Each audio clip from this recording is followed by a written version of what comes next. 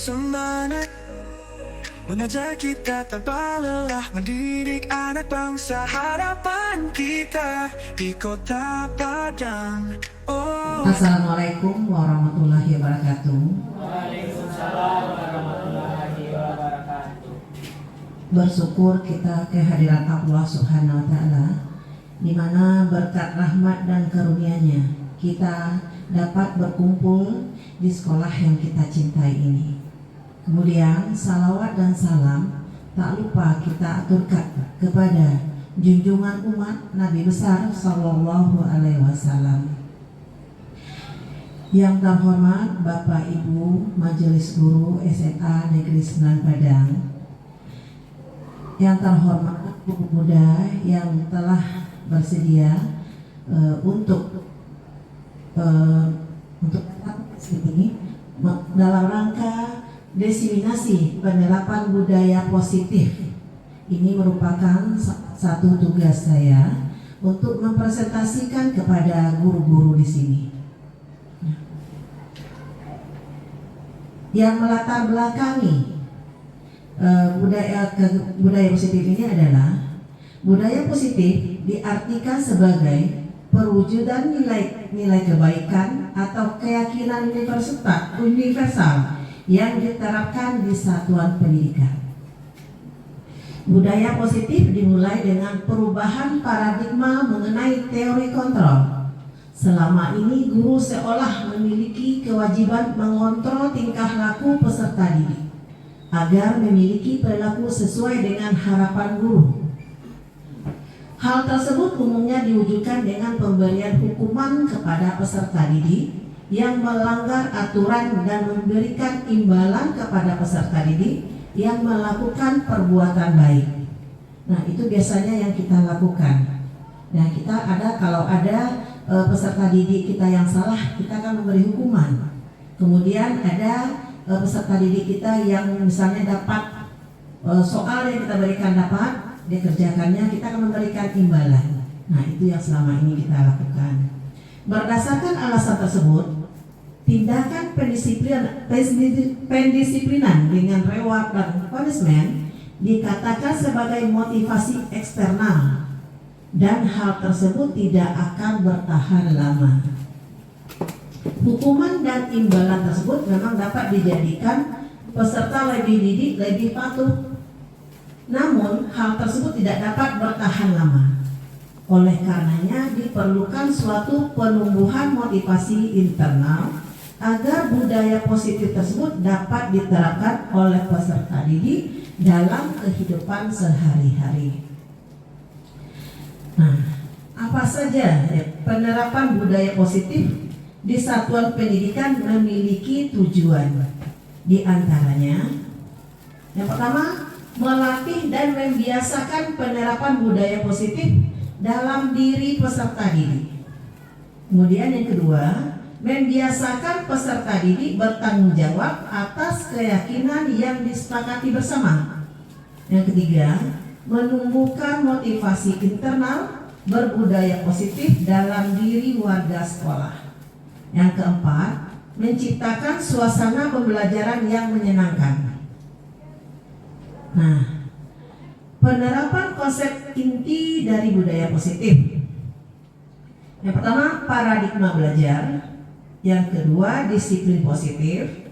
Ketiga, motivasi perilaku manusia. Yang keempat, kebutuhan dasar. Yang kelima, posisi kontrol restitusi.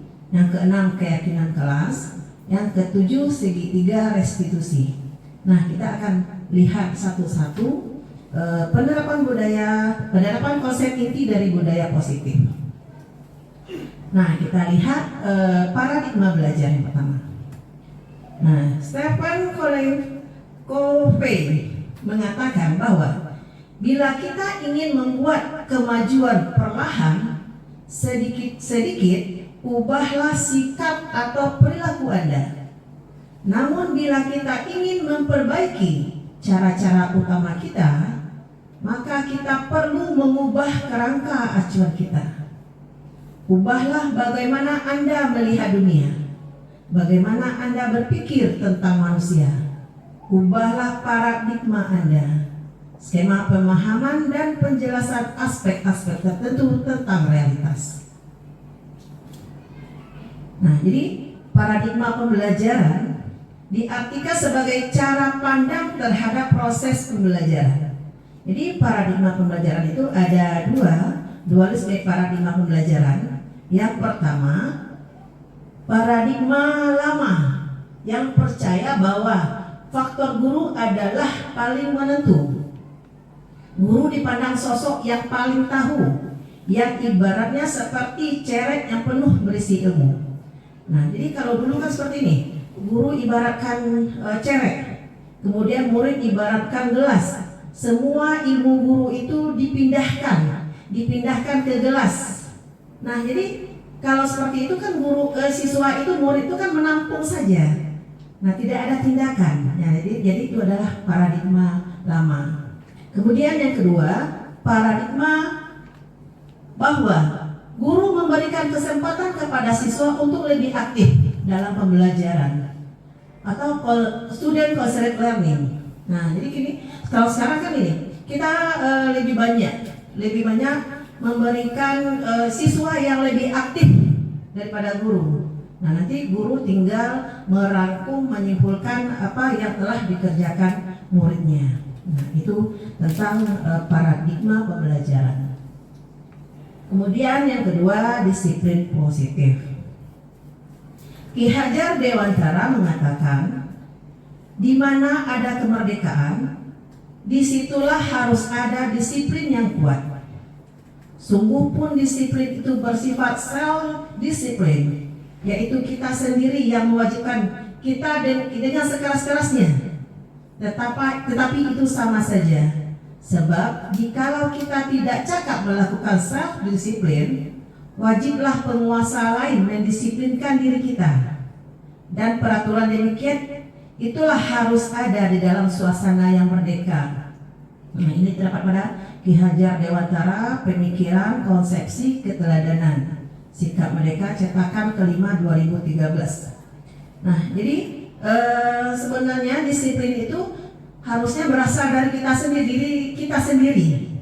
Nah, tapi kalau memang tidak bisa lagi, memang harus ada penguasa, wajiblah penguasa lain mendisiplinkan diri kita. Nah, itu yang dari dari Ki Hajar Dewantara. Kemudian kata disiplin juga sering dihubungkan dengan hukuman. Padahal itu sungguh berbeda. Karena belajar tentang disiplin positif tidak harus dengan memberikan hukuman. Justru itu adalah salah satu alternatif terakhir, dan kalau perlu tidak digunakan sama sekali. Ya, jadi kan seperti itu kita kan, kalau anak kita nggak disiplin, kita akan memberikan hukuman. Nah, sebenarnya itu tidak perlu. Disiplin positif merupakan suatu pendekatan untuk menerapkan disiplin dari diri murid tanpa adanya bentuk hukuman atau hadiah. Pendekatan yang dilakukan tanpa menggunakan kekerasan sehingga fokusnya pada motivasi. Nah, jadi kita nggak perlu memberi hukuman kepada siswa, tapi harusnya kita memberikan motivasi kepada murid kita. Refleksi terhadap kesalahan yang dilakukan, menghargai dan membangun logika yang bersifat panjang. Nah, jadi disiplin diri dapat membuat seseorang menggali potensinya menuju kepada sebuah tujuan, sesuatu yang dihargai dan bermakna.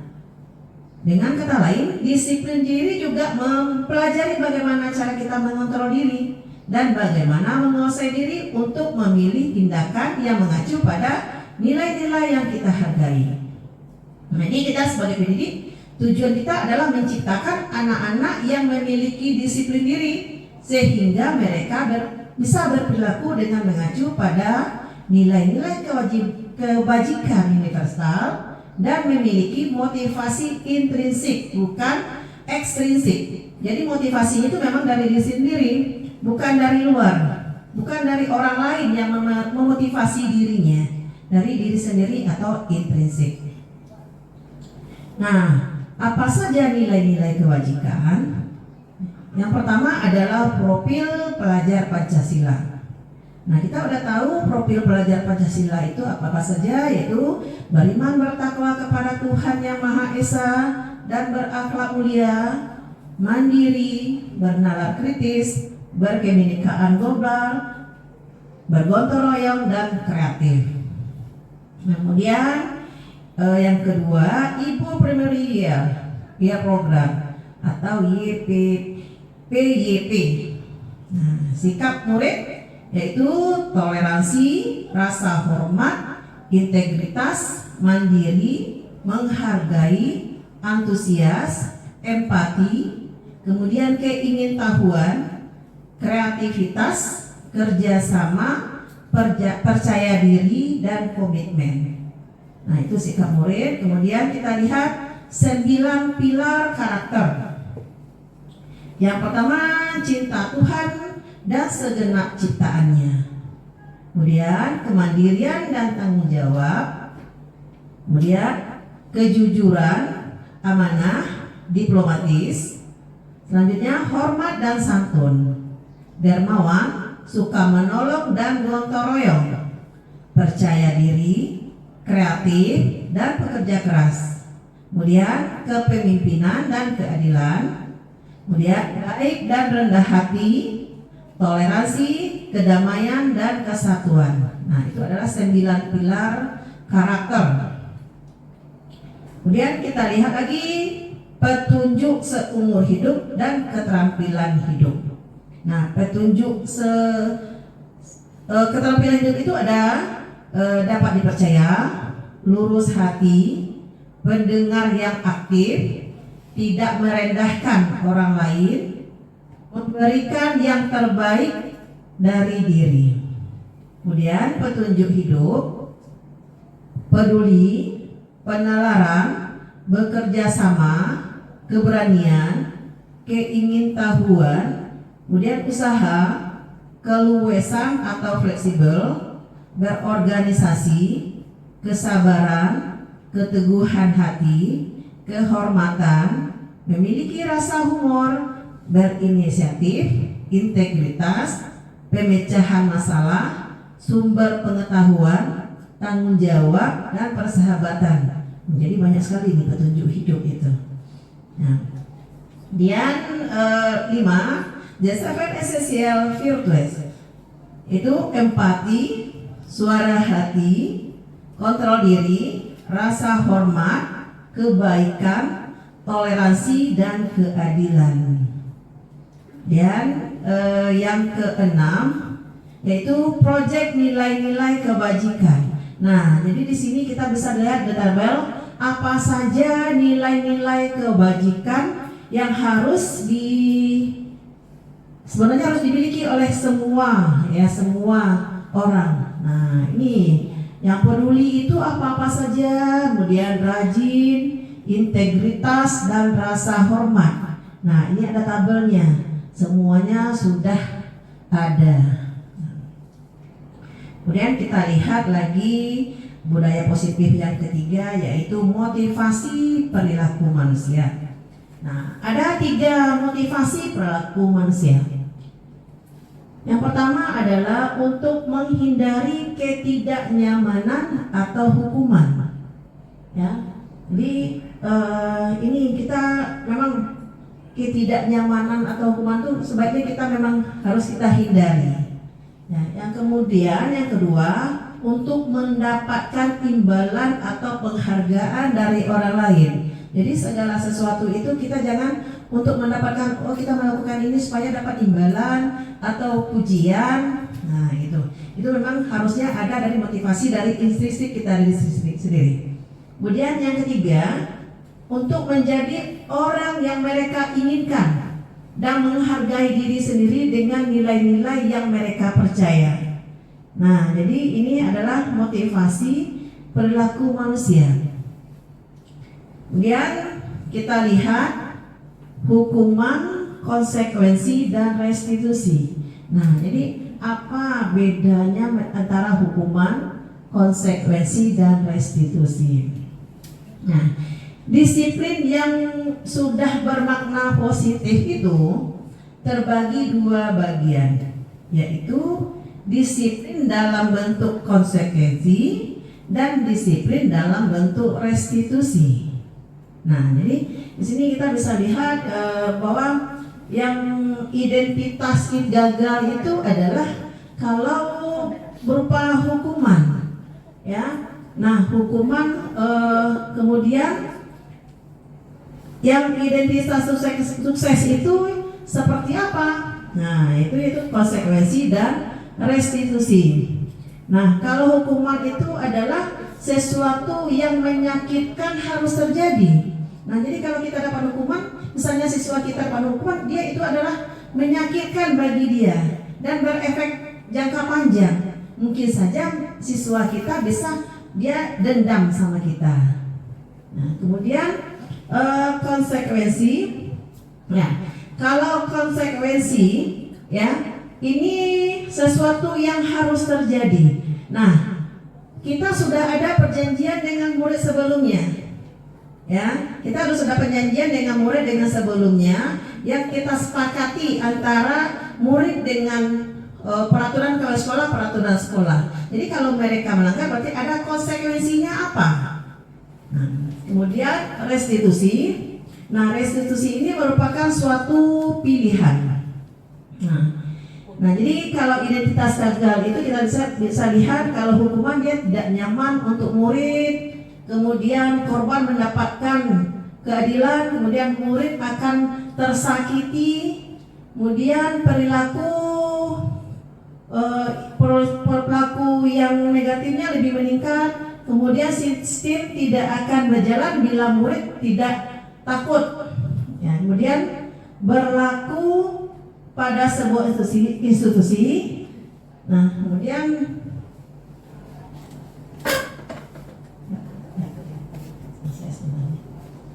kemudian kita lanjut bagaimana dengan hukuman oleh penghargaan.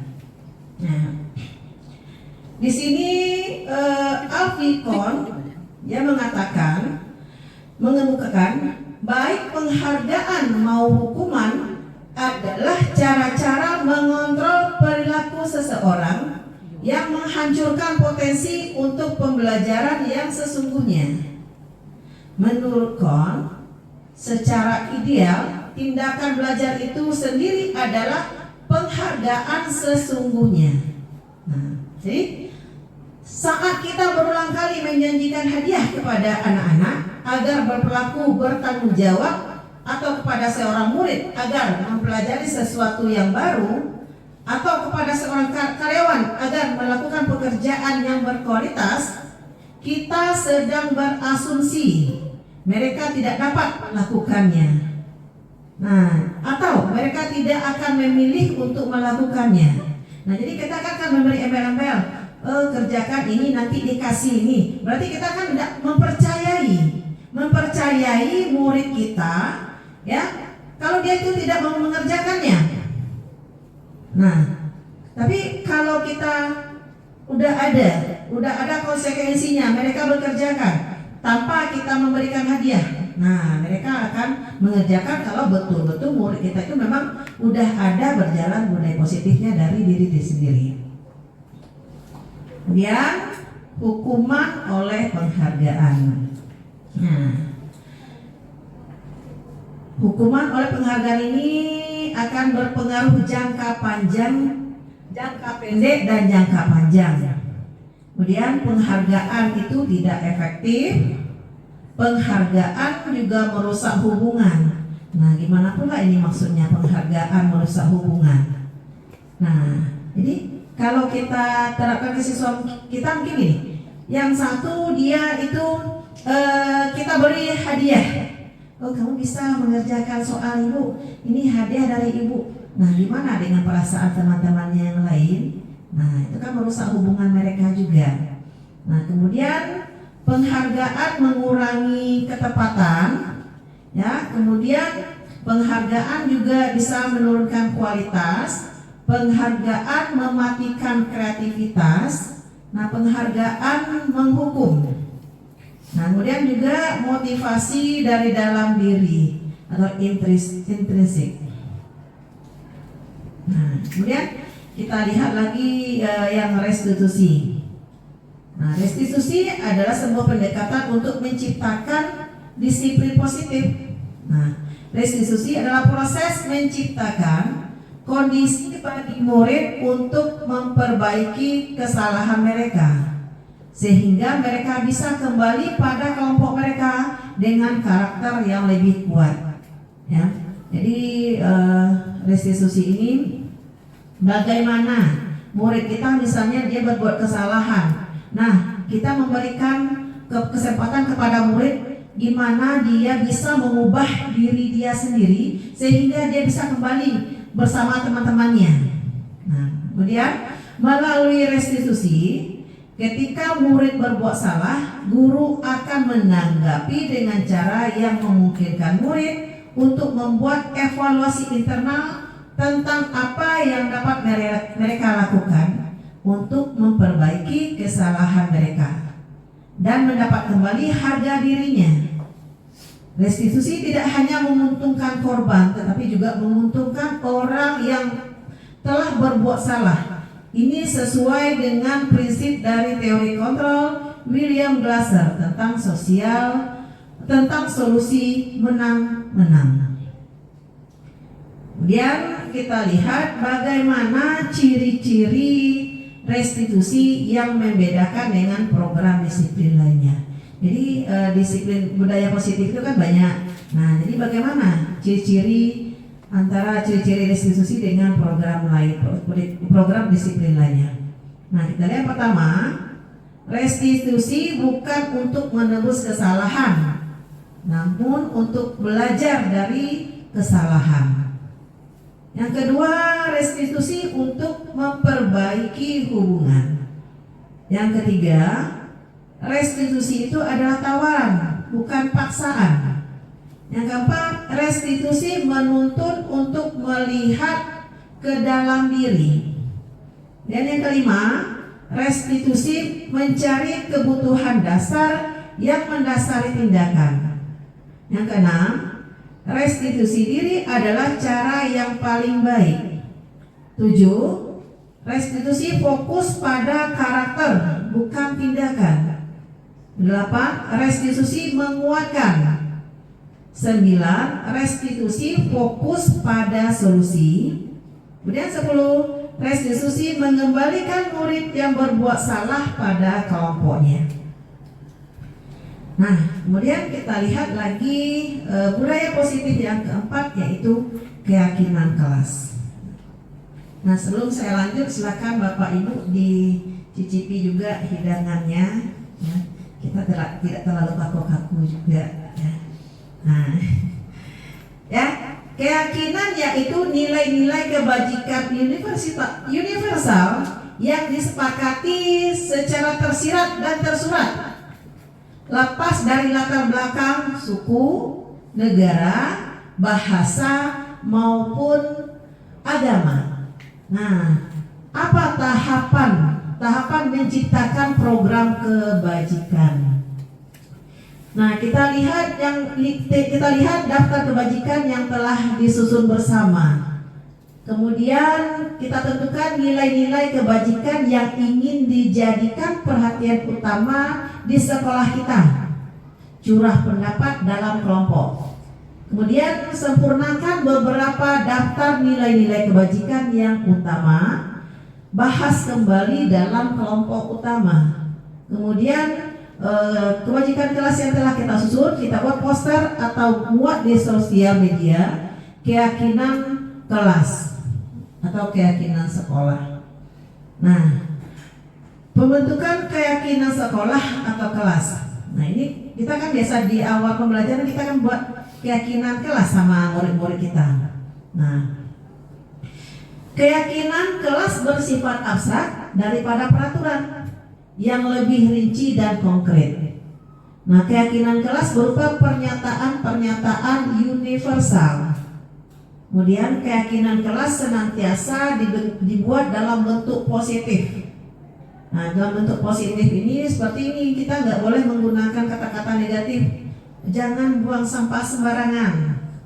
Nah, tidak boleh terlambat. Nah, ya, kalimatnya harus positif. Kalau jangan buang sampah sembarangan, berarti kita harus mengubahnya dengan Buang sampah pada tempatnya. ini, jagalah kebersihan. Nah, gitu aja. Ya, jagalah kebersihan. Nah, kemudian kalau anak-anak yang suka diganggu, berarti saling menghormati, saling menghargai, seperti itu. Nah, kemudian keyakinan kelas hendaknya tidak terlalu banyak sehingga mudah diingat dan dipahami oleh semua warga kelas. Jadi nggak perlu terlalu banyak, yang bisa kita cakup, kita satukan saja, ya. Nah, jadi kalau terlalu banyak payah loh siswa kita nanti ya menghafalnya. Kemudian keyakinan kelas sebaiknya sesuatu yang dapat diterapkan di lingkungan tersebut. Jadi kita nggak perlu terlalu muluk-muluk juga buat keyakinan kelas ini. Kemudian keyakinan semua warga kelas hendaknya ikut berkontribusi dalam pembuatan keyakinan kelas lewat kegiatan curah pendapat. Kemudian bersedia meninjau kembali keyakinan kelas dari waktu ke waktu. Jadi kita interview juga ya keyakinan kelas yang telah kita sepakati bersama murid kita itu, ya kembali dari waktu ke waktu. Kemudian prosedur pembentukan keyakinan sekolah atau keyakinan kelas.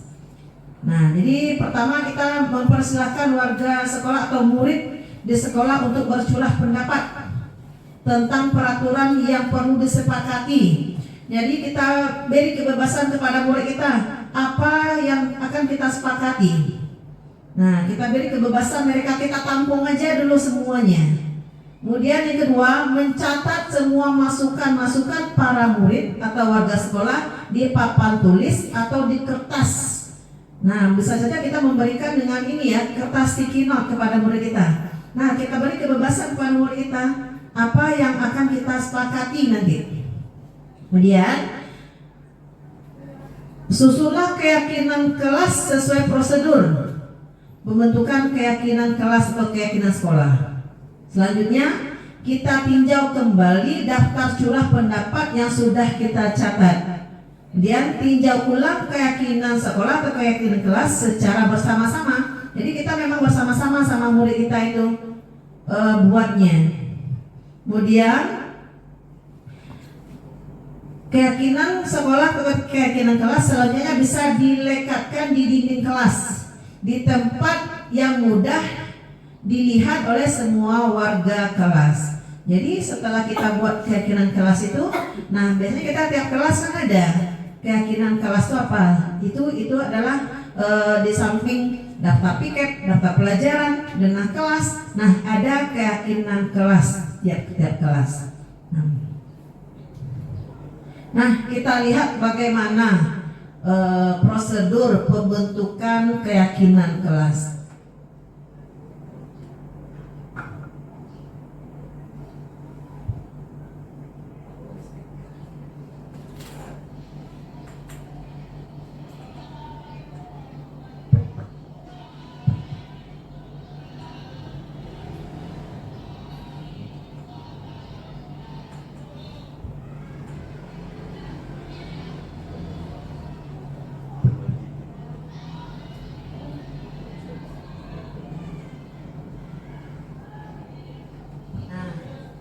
Ini salah satu prosedur pembuatan keyakinan kelas. Nah, jadi di sini terlihat guru di awal pembelajaran ya membuat keyakinan kelas. Nah, jadi kalau gurunya ini guru bidang studi berarti keyakinan antara siswa dengan guru mata pelajarannya.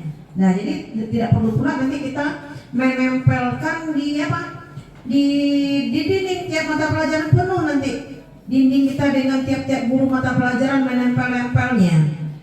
Nah, jadi di sini si guru setelah meminta kepada muridnya membuat keyakinan kelas masing-masing di kertas sticky note-nya. Nah, Kemudian si murid menempel di papan tulis. Murid menempel di papan tulis, kemudian guru membacakan bersama-sama. Guru membacakan bersama-sama hasil yang telah disepakati dengan murid. Nah, seperti yang kita bahas tadi, tidak perlu semuanya yang kita buat dalam keyakinan kelas. Nah, bisa kita yang bisa kata-katanya sama kita cakup aja jadi satu nanti.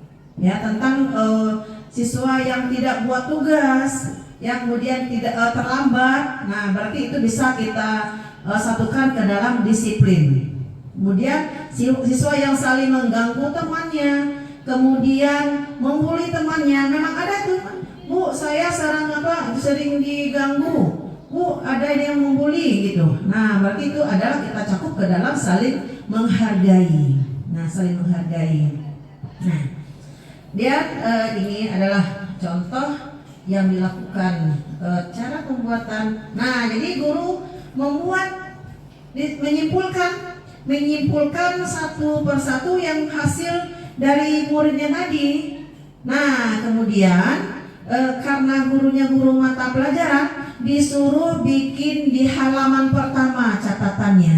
Nah, jadi kan di bawah siswa tiap belajar. Nah, Ananda bikin di halaman pertama. Nah, jadi kalau nanti ada siswa kita yang misalnya melanggar dari keyakinan yang telah disepakati bersama, nah coba lihat halaman pertama. Keyakinan mana yang telah Ananda langgar? Nah, mereka yang disuruh untuk menjawabnya pada bagian mana yang mereka langgar. Kemudian untuk itu apa nanti solusinya? Anak-anak kita yang kita suruh untuk mencari solusinya sendiri. Nah, ini contoh dari keyakinan kelas.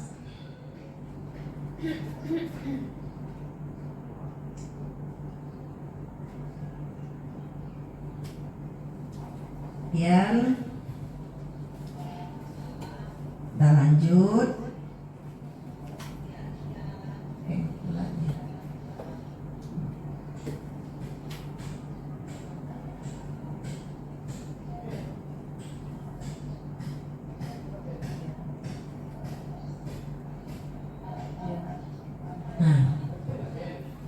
Kemudian kita lanjut yang E, budaya positif yang E, kebutuhan dasar manusia dan dunia berkualitas. Nah, jadi apa saja kebutuhan dasar manusia itu? Jadi manusia mempunyai lima kebutuhan dasar. Nah, apa saja? Nah, yang pertama adalah bertahan hidup. Nah, jadi bertahan hidup ini misalnya gini. Ada murid kita, dia tidur-tidur saja. Selama kita belajar dia tidur-tidur aja. Setelah kita tanya, ternyata katanya dia tidak makan. Ya, dia tidak makan. Saya belum makan, Bu. Katanya, kenapa belum makan? Nah, mungkin saja nggak ada duit orang tua untuk masak pagi mungkin. Ya, nah jadi itu merupakan kebutuhan untuk bertahan hidup. Nah, yang kedua adalah kebutuhan akan kasih sayang dan rasa diterima. Nah, jadi kita itu membutuhkan kasih sayang dan rasa diterima. Nah, misalnya ini, murid kita, dia mungkin sering mengganggu temannya. Kemudian atau setiap kita menerangkan dia itu ada saja yang dikerjakannya. Nah, setelah kita selidiki, ternyata memang dia itu karena kurang kasih sayang di rumahnya. Jadi dia ingin kita itu memang menegur dia. Nah, kita menegur dia supaya kita memperhatikannya. Nah, dia butuh kasih sayang. Nah, kemudian yang ketiga, penguasaan. Nah, jadi manusia itu juga butuh penguasaan. Nah, misalnya gini, kita ada ini memberikan tugas kepada siswa kita, ya, kepada murid kita membuat membuat di papan tulis beberapa contoh, memberikan contoh, memberikan soal beberapa buah, ya. Kemudian ada yang menunjuk, ya, menunjuk, kemudian bisa mengerjakan. Nah, jadi siswa kita juga butuh penguasaan, ya, penguasaan. Nah, jadi dia butuh itu apa yang telah dikerjakannya itu memang betul-betul bisa ada teman-temannya yang lain. Kemudian kesenangan. Nah, murid kita, ya, ini khususnya ke murid, sebenarnya ini manusia, dia butuh sekali kesenangan. Nah, jadi kita kalau belajar itu jangan kita nonton saja, ya. Nah, jadi apa yang bisa, misalnya kita mengadakan ice breaking atau game-game kecil, ya, yang membuat siswa kita juga senang dalam belajar.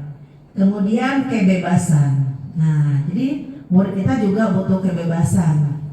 Nah, misalnya ini, dia misalnya kalau dalam bidang olahraga, kalau bidang olahraga mereka itu nggak mau di dalam kelas saja, dia mau mungkin di luar, ya, biar bisa bebas dalam berkegiatan. Nah, begitu juga dengan pelajaran yang lain, bisa saja nanti kita kalau misalnya IPA itu membawanya ke labor, gitu kan. Mereka kan lebih bebas untuk berkarya atau lebih terbuka wawasannya kalau berkegiatan di luar.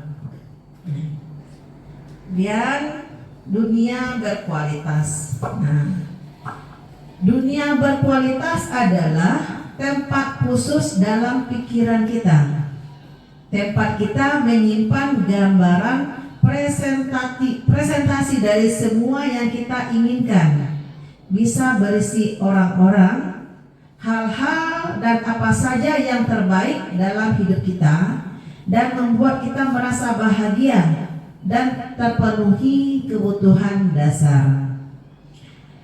Dr. William Glasser menyebutnya seperti semacam album foto, sehingga isinya tidak akan terlalu banyak, hanya akan terdiri dari beberapa hal saja yang sangat signifikan dan benar-benar terbaik dalam hidup Anda, yang membuat hidup Anda menjadi lebih bermakna. Nah, jadi kebutuhan dasar bersifat lebih umum dan universal, sedangkan dunia berkualitas lebih unik dan personal. Nah, kita lihat budaya positif yang ke-6, restitusi, ya. Nah, 5 posisi kontrol. Nah, jadi kita sebagai guru itu ada 5 posisi kontrol kita. Nah, apa saja 5 posisi kontrol kita itu? Yaitu sebagai penghukum, ya, kemudian pembuat rasa bersalah, sebagai teman, sebagai pemantau, dan sebagai manajer. Nah, jadi kita itu ini ya sebagai guru kita ada kalanya, ya, kita itu berfungsi sebagai penghukum, ya. Siswa kita terlambat, ya, kita suruh berlari mengelilingi lapangan upacara. Nah, itu adalah posisi kita sebagai penghukum. Kemudian ada juga posisi kita sebagai pembuat rasa bersalah. Nah, ini adalah kata-kata yang kita ucapkan pada murid kita sehingga, ya, murid itu merasa bersalah. Yang misalnya kita lagi menerangkan, ada yang anak kita yang tidak memperhatikan, kemudian kita bilang, kamu ibu udah capek-capek menerangkan. Nah, kamu tidak mendengarkan apa yang ibu terangkan. Nah, jadi siswa kita itu telah menyebabkan siswa kita itu adalah sebagai orang rasa bersalah pada dirinya. Oh, saya gara-gara saya ya ibu seperti itu. Nah, gitu. Jadi pembuat rasa bersalah. Kemudian ada juga posisi kita itu sebagai teman. Ya, sebagai teman maksudnya gini. seandainya siswa kita tidak bisa mengerjakan sesuatu, nah kita ajak. Nah, gimana kalau kita kerjakan sama-sama? Ya. Nah, kita kerjakan sama-sama. Nah, mungkin kita bisa menyelesaikan pekerjaan ini. Nah, itu fungsi guru sebagai teman. Nah, juga ada fungsi guru sebagai pemantau. Nah, sebagai pemantau ya. Jadi di sini kita sebagai guru bisa melihat apa pekerjaan siswa kita itu, kita lihat saja ya. Tapi bukan berarti kita lepas seperti itu. Ya. Nah, kemudian ada juga fungsi guru sebagai manajer. Ya. Jadi kita sebagai guru bisa juga ini sebagai manajer. Ya, manajer yang namanya manajer cuma karena tahunya hasil dari apa yang dikerjakan oleh murid, tidak tahu gitu ya. Nah, itu fungsi sebagai manajer. Nah, jadi dari kelima posisi kontrol ini, mana sebaiknya yang kita gunakan sebagai guru? Apakah sebagai penghukum, pembuat rasa bersalah, sebagai teman, pemantau, dan manajer? Nah, yang mana ini ibu-ibu yang kita pakai, bapak-bapak? Yang pakai bagusnya yang mana? Manajer ya, atau sebagai pemantau juga ya. Nah, pokoknya yang sebagai penghukum dan pembuat rasa bersalah ini sebagusnya kita betul-betul kita hindari dari murid kita itu, ya. Nah, jangan kita apakan sebagai rasa bersalah pada murid kita. Nah, jadi memang di sini ya sebagai kita sebagai identitas yang gagal itu memang adalah untuk sebagai penghukum dan membuat rasa bersalah. Sedangkan identitas kita yang sukses itu adalah kita yang berfungsi sebagai guru, adalah sebagai teman, sebagai pemantau, dan sebagai manajer. Nah, itu 5 posisi kontrol. 5 posisi kontrol itu dari seluruh guru. Kita sebagai guru kan mengontrol murid kita. Nah, kemudian kalau kita lihat di refleksi. Nah, di rumah kita juga bisa sebagai penghukum, membuat rasa bersalah, teman, dan pemantau, dan manajer. Di sekolah juga seperti itu. Nah, kalau di rumah mungkin ya, kalau seperti saya, ibu-ibu, ya, kalau misalnya anak ada yang berbuat salah, nah langsung aja keluar kata-kata, ya, nanti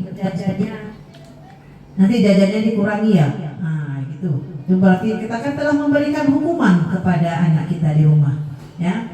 Kemudian juga pembuat rasa bersalah. Nah, pembuat rasa bersalah juga. Nah, ini mama udah capek-capek bekerja, enggak juga ini dibantu. Nah, jadi kan itu membuat rasa bersalah pada anak kita di rumah, ya. Nah, itu seharusnya memang enggak ada keluar kata-kata seperti itu. Nah, kemudian juga sebagai teman. Nah, sebagai teman.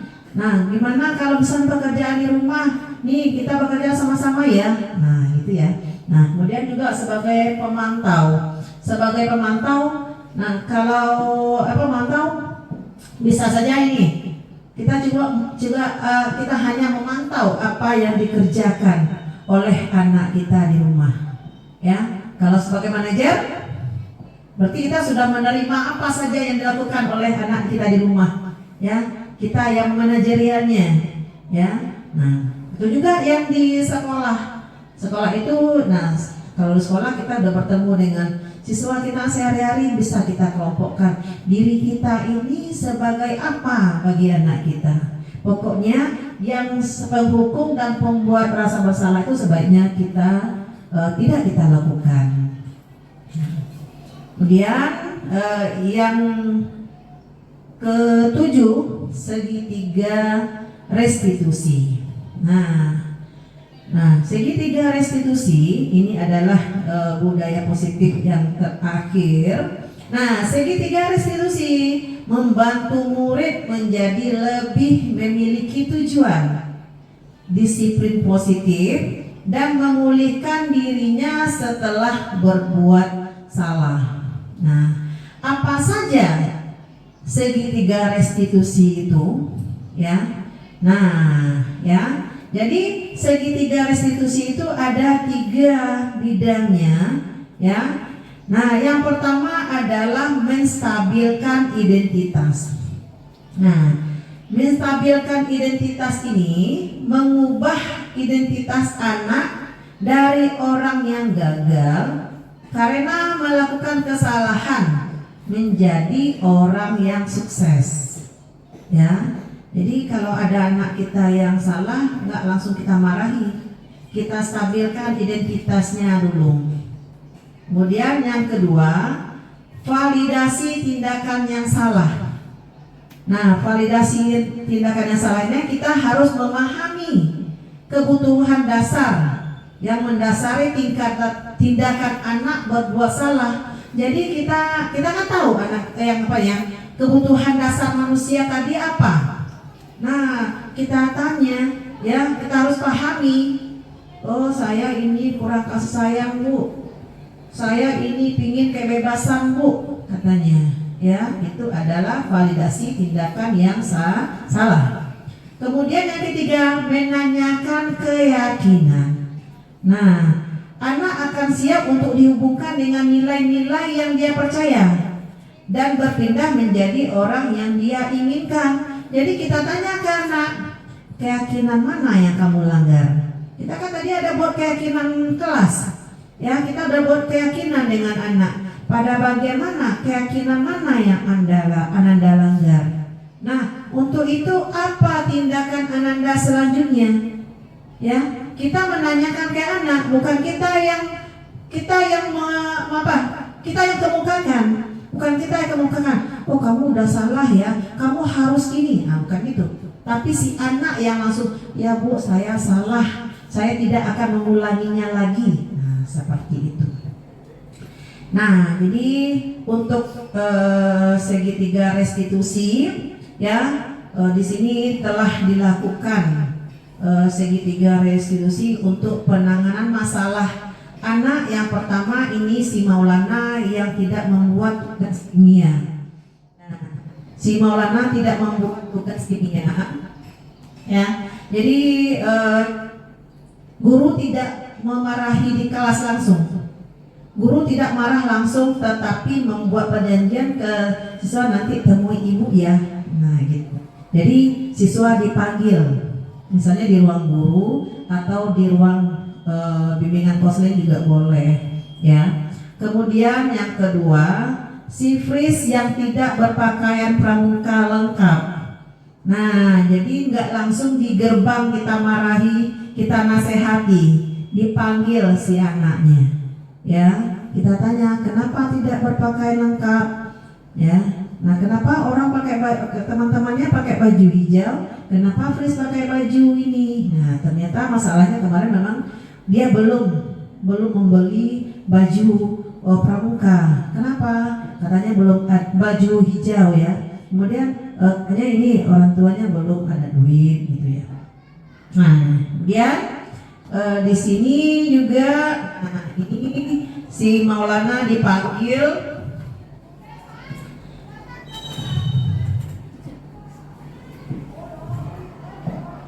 Nah, si Maulana dipanggil ke ruangan si guru, kemudian ditanya, Maulana tahu nggak kenapa dipanggil? Tahu, Bu. Nah, dia yang jawab apa? Guru nanya apa, ya? Nah, dia yang menjawab, saya tidak bikin PR, Bu. Nah, apa? Kenapa tidak bikin PR, gitu ya? Jadi dia yang jawab, berarti dia kan tahu apa kesalahannya, ya? Nah, dia jawab, nah, ini semalam ketiduran, Bu. Ketiduran tadi, Bu, karena terlalu ini buka HP katanya. Nah, kemudian guru dia sudah menyebutkan keyakinan mana yang Ananda langgar, Nak, ya. Nah, dia bilang, nah, saya telah tidak mengikuti peraturan, tidak membuat PR. Nah, dan apa yang bisa Maulana, ya, tindakan apa yang dapat Maulana kerjakan untuk selanjutnya? Nah, dia yang bilang, ya, saya akan tidur tidak terlalu malam, Bu, akan membuat PR setiap tugas yang Ibu berikan. Nah, kemudian juga nanti dia memberikan tanggapan setelah melakukan segitiga restitusi ini. Nah, gimana dia, ya? Nah, jadi di sini dikatakan setelah saya dilakukan penanganan masalah dengan segitiga restitusi dengan Bu Hau, nah saya sudah melakukan tugas dengan tepat waktu, katanya. Nah, ini adalah salah satu contoh segitiga restitusi. Nah, itulah ya macam-macam budaya positif ya yang harus kita laksanakan. Nah, ya, jadi mudah-mudahan kita sebagai warga sekolah, sebagai pendidik umumnya, kita bisa melaksanakan budaya positif ini di sekolah kita. Nah, akhir kata saya tutup saja ya diseminasi saya pada hari ini dengan ucapan Assalamualaikum warahmatullahi wabarakatuh.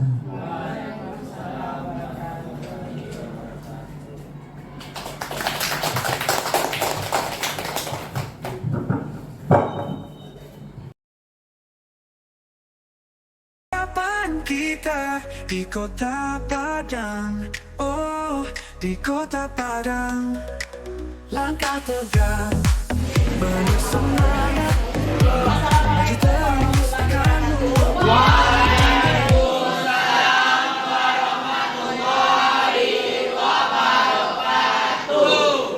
Selamat siang, Ananda. Siang. Gimana kabarnya hari ini? Ya, nah jadi di awal pembelajaran ini, ya, ini adalah pertemuan pertama kita, ya. Jadi kita di awal pembelajaran kita harus mempunyai keyakinan keras, ya, keyakinan keras yang harus Ananda jalankan, ya, yang harus Ananda jalankan nantinya. Dan itu adalah kesepakatan kita antara ibu dengan Ananda, Ananda dengan ibu, ya. Nah, yang akan kita jalani nanti. Nah, jadi keyakinan keras itu, ya, harus Ananda laksanakan nanti, harus Ananda patuhi, ya. Keyakinan keras harus ada, ya. Kalau tidak ada keyakinan keras, nah, Ananda akan semaunya saja nanti, ya kan? Nah, datang terlambat, ya, keluar masuk ke belajar. Nah, tetapi sebenarnya, ya, kita tanpa keyakinan keras kita sebenarnya udah harus dari diri kita, yang udah harus ada dari kita sebenarnya, ya. Nah, itu disebut dengan disiplin positif, ya, disiplin positif yang memang harus ada dari diri Ananda sendiri, ya. Nah, sebenarnya kita nggak perlu, oh ini peraturan kelasnya seperti ini harus diikuti. Nah, berarti kita itu terikat dengan peraturan, ya, kita terikat dengan peraturan. Nah, kita harus sebenarnya harus dari diri kita sendiri. Nah, tapi kita memang butuh itu, ya, butuh itu untuk apa? Nah, untuk supaya kita nanti ternyata Ananda, oh jadi sama akademiknya harus ini enggak, ya, ibu maunya dari Ananda, ya, terserah Ananda buat apa, maunya perjanjian kita seperti apa nantinya, ya.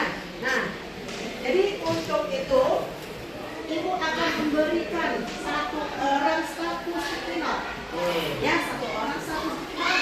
Nah, Ananda membuat di sini, ya, Ananda tulis di sini apa keyakinan kelas kita, ya, keyakinan kita selama Ananda belajar kimia, ya. Kemudian yang selesai Ananda tempel di papan tulis. Nah, nanti sama-sama kita baca, ya. Nah, kalau sama kita sambung aja. Misalnya si apa namanya ini kan tempel, ya. Nah, ini ada tempatnya yang bikin tidak boleh datang terlambat, berpakaian rapi, saling menghargai. Ya, kemudian ada dispensasi waktu pengumpulan PR dan tugas jika sakit atau tidak hadir. Ya, kemudian dilarang membuli teman. Ya, ada juga yang mengambil pena hukumnya haram, terutama untuk teman sekolah saya. Nah, kemudian dilarang duduk laki-laki dengan perempuan. Ya, kemudian saling menghargai, membawa perlengkapan untuk belajar kimia, kemudian mengerjakan tugas tepat waktu, saling menghargai. Nah, ini baru kedua lagi.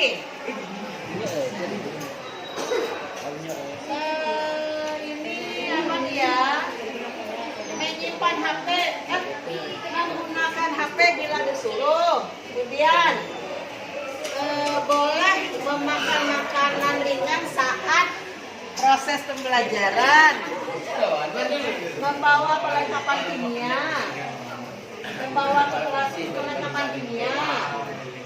dilarang menyalakan handphone saat PBM, berpakaian rapi dan bersih, tidak boleh terlambat, tidak boleh keluar masuk kelas selama jam pelajaran, saling menghargai, tidak boleh menggunakan HP selama belajar, mengerjakan tugas tepat waktu, hadir boleh, keluar masuk selama pembelajaran, menghormati guru dan menghargai teman. Ya, tidak boleh apa nih ambil pena, karena pena saya sering hilang dia. Boleh keluar masuk selama pembelajaran, menghormati guru dan menghargai teman. Ya, tidak boleh apa nih ambil pena, karena pena saya sering hilang dia. Boleh keluar masuk selama pembelajaran, menghormati guru dan menghargai teman. Ya, tidak boleh apa nih ambil pena, karena pena saya sering hilang dia. Boleh keluar masuk selama pembelajaran, menghormati guru dan menghargai teman. Ya, tidak boleh apa nih ambil pena, karena pena saya sering hilang dia. Boleh keluar masuk selama pembelajaran, menghormati guru dan menghargai teman. Ya, tidak boleh apa nih ambil pena, karena pena saya sering hilang dia. Boleh menghormati guru, tidak boleh terlambat, mengerjakan waktu, mengerjakan tugas di rumah, bersikap positif, bersikap dan berpikiran positif. Oke. Tidak boleh terlambat, saling menghargai, mengerjakan tugas tepat waktu. Tidak boleh musuhan, ada yang musuhan, saling menghargai satu sama lain, berpenampilan rapi. Tidak boleh mencuri barang milik teman yang satu kelas. Jadi yang beda kelas boleh. Mengerjakan tugas tepat waktu, saling menghargai, mengerjakan tugas tepat waktu, berpakaian rapi. Nah, udah membacakan semuanya. Dan ada yang keyakinan dari kita itu yang sama. Ya. Nah, untuk keyakinan kelas ini kita tidak boleh menggunakan kata yang negatif. Nah, artinya gini. Ya, kalau kata negatif seperti tidak boleh datang terlambat. Kalau tidak boleh datang terlambat, artinya kita itu harus disiplin. Ya, jadi keyakinan kelas kita.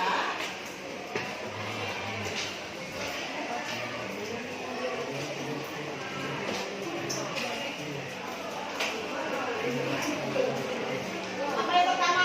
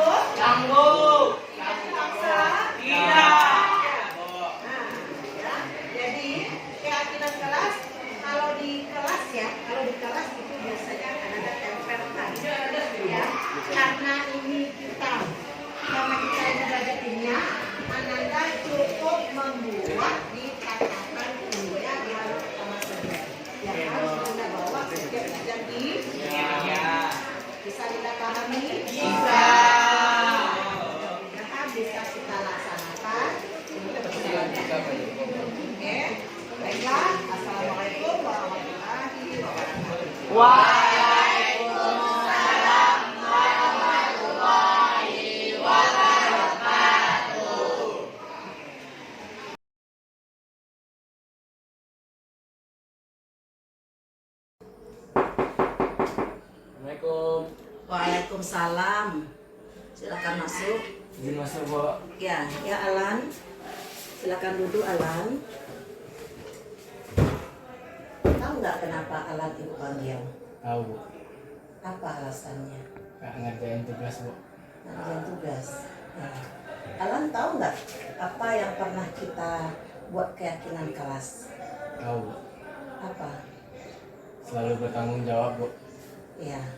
Nah, kenapa Alan tidak membuat tugas? Karena kemarin tuh scroll TikTok sampai jam 12 malam, Bu. Dan menyebabkan Alan tidak Membuat tugas. membuat tugas. Iya.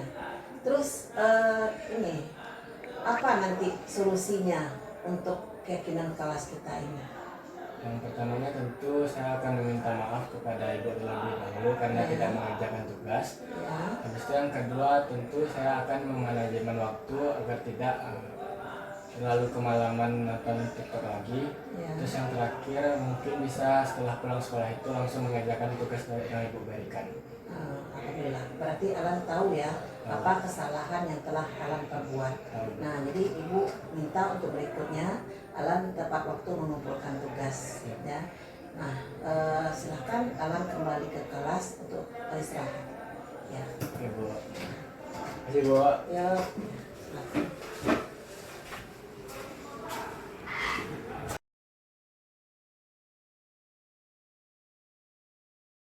Assalamualaikum warahmatullahi wabarakatuh. Perkenalkan, nama saya Sukma Maulana, berasal dari kelas 11 F8. Saya merasa sangat berterima kasih dan merasa sangat senang karena permasalahan tugas yang tidak saya buat kemarin dengan Bu Hau sudah terselesaikan dengan baik. Selanjutnya, saya akan terus mengikuti peraturan yang ada di kelas untuk terus berusaha dan selalu mengerjakan tugas tepat waktu. Terima kasih. Assalamualaikum warahmatullahi wabarakatuh.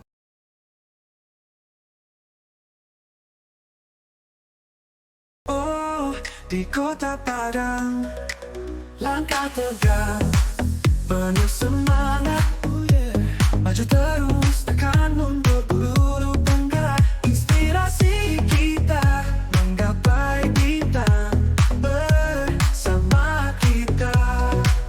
Langkah tegak, penuh semangat, maju terus, takkan mundur, guru penggerak, inspirasi kita.